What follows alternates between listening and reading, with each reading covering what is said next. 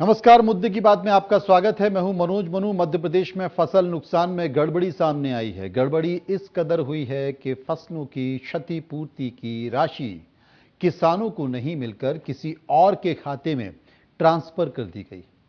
किसानों का हक पटवारी और अकाउंट डिपार्टमेंट के कर्मचारी मार गए, जो न किसान हैं न ही उनके पास जमीन है, लेकिन उन्हें फसलों की क्षतिपूर्ति का मुआवजा दिया गया है। इस मुद्दे पर विस्तार से हम चर्चा करेंगे।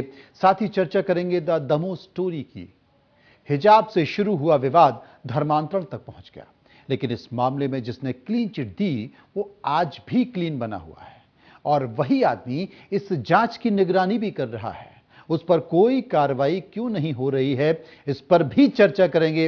लेकिन सबसे पहले बात नुकसान के लिए मुआवजा देने में हुई गड़बड़ी की।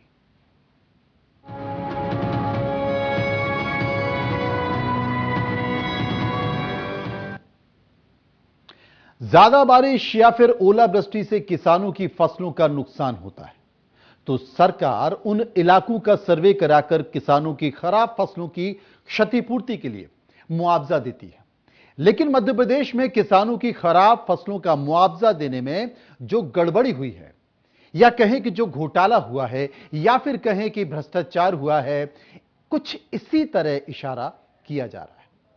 अगर हम मध्य प्रदेश के मुख्यमंत्री शिवराज सिंह चौहान की बात करें तो वो किसानों को लेकर बेहद संवेदनशील हैं। खुद किसान पुत्र हैं।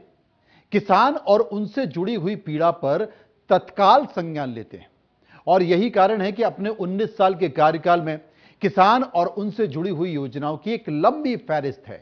यहां तक कि किसानों की संवेदनशीलता को समझते हुए, खेती की संवेदनशीलता को समझते हुए कृषि कैबिनेट भी बनाई गई है।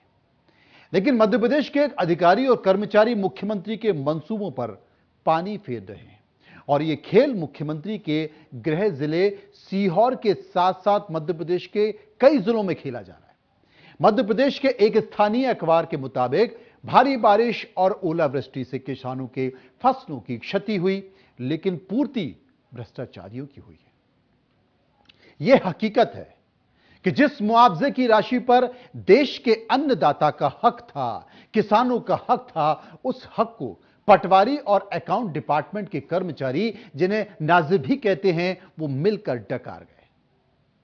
सरकार का दावा है कि 3 सालों में करीब 4000 करोड़ का भुगतान ऐसे किसानों को किया गया है जिनकी फसल बर्बाद हो गई थी।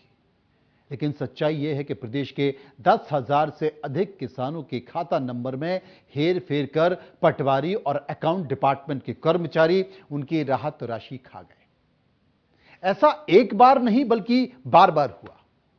कई मामले तो ऐसे हैं जिनमें फर्जी किसान के नाम से राशि का भुगतान कराया गया, यानी कि ये वो लोग थे जिन्हें किसान और किसानी से कोई लेना देना नहीं है, इनके पास जमीन भी नहीं थी। इस बात का खुलासा ऑडिटर जनरल की रिपोर्ट में हुआ। किसानों की फसलों की क्षतिपूर्ति का भुगतान 2019 से 2022 के बीच किया गया, जिस पर ऑडिटर जनरल यानी कि एजी को संदेह हुआ तो उन्होंने इस मामले की जांच कराने को कहा। मामले में कार्रवाई करने और रिपोर्ट तलब करने के लिए प्रमुख सचिव राजस्व को 2 सप्ताह का समय दिया गया, लेकिन 2 सप्ताह यानी कि 2 महीने बीत गए, 2 सप्ताह तो छोड़िए, कार्रवाई नहीं हुई। मतलब कि मार्च अप्रैल में ही ऑडिटर जनरल के दिए आदेश पर अब तक जांच नहीं हुई। सीएजी जिसे कहते हैं। अब हम आपको कुछ जिलों के नाम बताते हैं जहां पर किसानों को उनके खराब फसलों के लिए मुआवजा देने में भारी गड़बड़ी हुई। सीहोर, विदिशा, रायसेन, शिवपुरी, सतना, दमोह, छतरपुर, देवास, खंडवा, सिवनी, मंदसौर, आगर और श्योपुर में अनियमितताओं के सबसे ज्यादा मामले सामने आए। इसके अलावा दूसरे जिलों में भी ऐसी ही गड़बड़ी हुई है। हर जिले में करीब 100 किसान ऐसे हैं जिनके नाम पर हेरफेर हुई है। आपको बताते हैं कि आखिर पटवारी और अकाउंट डिपार्टमेंट के कर्मचारियों ने कैसे हेरफेर की।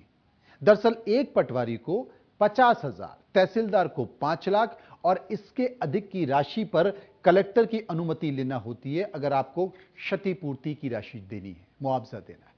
लेकिन तहसीलदारों की ही स्वीकृति से लाखों रुपए के मुआवजे स्वीकृत कराकर पटवारियों ने यह राहत राशि अपने पत्नी, बेटे और रिश्तेदारों के खातों में ट्रांसफर करा ली। आपको बता दें कि किसानों को उनकी खराब फसलों का मुआवजा देने के लिए राज्य सरकार सिंगल क्लिक में मुआवजे की राशि बांटती है। यह पेमेंट बल्क में होता है और इसी का फायदा उठाकर पटवारियों ने कुछ किसानों के अकाउंट नंबरों में हेरफेर की तो पेमेंट फेल हो गए, जिसके बाद उन किसानों की जगह पटवारियों ने अपने रिश्तेदारों के अकाउंट नंबर डालकर फर्जीवाड़ा किया। बात रायसेन जिले की करते हैं, जो कि मुख्यमंत्री के गृह जिले सीहोर से लगा हुआ है। तो रायसेन जिले की बात करें तो किसान राजकुमार पिता धन्नालाल के नाम से 25 मार्च 2021 को 5,280 और 26 मार्च 2021 को 88,000 रुपए ब्रजमोहन पिता नीताराम के नाम पर ट्रांसफर हुए। जिस खाते में पैसे ट्रांसफर हुए वो व्यक्ति दिल्ली का है, लेकिन गांव में राजकुमार नाम का कोई किसान है ही नहीं। इस गांव में मलखान सिंह नाम का कोई किसान नहीं है, फिर भी पंजाब के एक मलखान के खाते में राहत राशि बांट दी गई। रायसेन जिले के किसान चरण, जिनके पिता का नाम देवीलाल है, उन्हें 2020 में 58,480 रुपए का मुआवजा स्वीकृत हुआ, लेकिन इनके नाम का पैसा किसी पूर्ण सिंह नाम के व्यक्ति के खाते में डाला गया, जो झाबुआ का रहने वाला है। ऐसे ही रायसेन की बेगमगंज की भगवती बाई के नाम पर 2019 से 2022 तक 40 बार राहत राशि स्वीकृत की गई, लेकिन हर बार यह राशि शोभाबाई कनास, जो कि पटवारी प्रजापाल कनास की पत्नी है, उनके नाम पर ट्रांसफर कर दी गई। सीहोर चलते हैं, सीहोर की बात कर लेते हैं।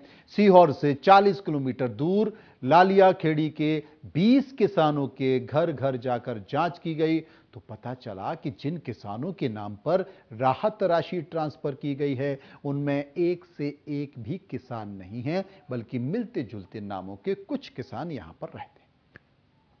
किसान बूंदे सिंह को पता ही नहीं कि उनके नाम पर कोई राशि स्वीकृत हुई है, हालांकि उनकी फसल भी बर्बाद हुई थी। मामला सामने आने के बाद कार्रवाई करने के नाम पर रायसेन कलेक्टर अरविंद दुबे और सीहोर कलेक्टर प्रवीण सिंह ने कुछ पटवारियों को निलंबित तो किया है, लेकिन फिर भी उन किसानों को उनका हक नहीं मिल सका है जिनकी फसल सही में बर्बाद हुई।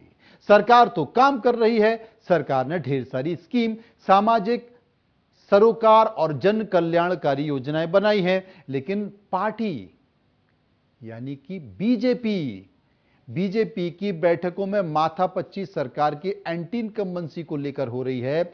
हर कोई सरकार से जनता की नाराजगी का जिक्र कर रहा है। यह ठीक तब है जब विधानसभा चुनाव को 4 महीने बचे। तो क्या हम माने कि सरकार के कर्मचारी और अधिकारी योजनाओं पर पलीता लगा रहे हैं? किसी भी योजनाओं को आप उठाकर देखें, भ्रष्टाचार नजर आ रहा है।